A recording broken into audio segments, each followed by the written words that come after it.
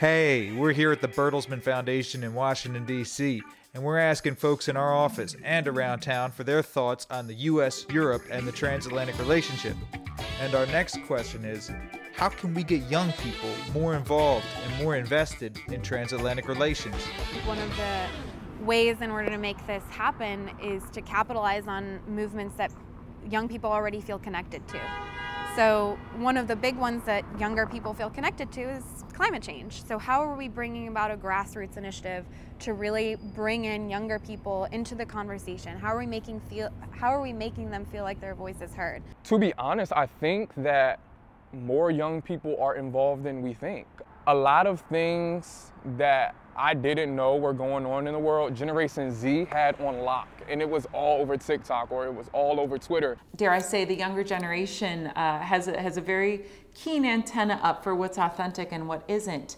For a young person, perhaps, to have that innate curiosity to want to know what another young person, more or less their age, what their life might be like in another country. Well, now we live in a time where, you know, not only can we learn about our counterparts in different places, but we can actually connect with them. If you don't speak their language and talk to them in a way that matters to them, they'll disengage completely. The information more visual, more accessible is a good approach instead of just like really long reports that no one wants to read. Once they're engaged, you can start to bring in more topics and talk about trade and more economics issues that might seem less interesting or they might have less of a background on.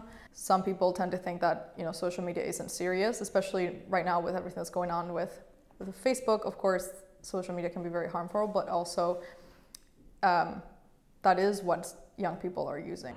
Social media is people that are in Europe communicating with people that are in the US on a daily basis. I'm talking like forming friendships and bonds, just like before it wouldn't have happened like that. It was impossible. I think the best way to engage young people is to talk about the issues that matter to them. They don't care anymore about what happened in World War II and the reconstruction of Europe after World War II. They don't care about the Berlin Wall falling and unification of Germany. They care about what's happening next. They care about climate change. They care about the things that will impact them and their children.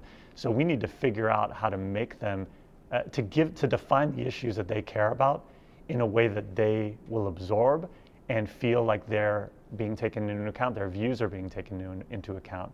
Young people no longer go to government to change the world. They go to business to try and change the world. I think it's critical that younger people join government. Everyone needs to have opportunities to travel, and that's really an equity issue. There's plenty of young people that traipse off to Europe, you know, every year, every summer. That's like a basic thing. I don't know how many low-income kids or how many kids of color are in a position to do that. Just continue exchanges. We have the money. We can do this. We have the departments. The funding exists. Let's do it.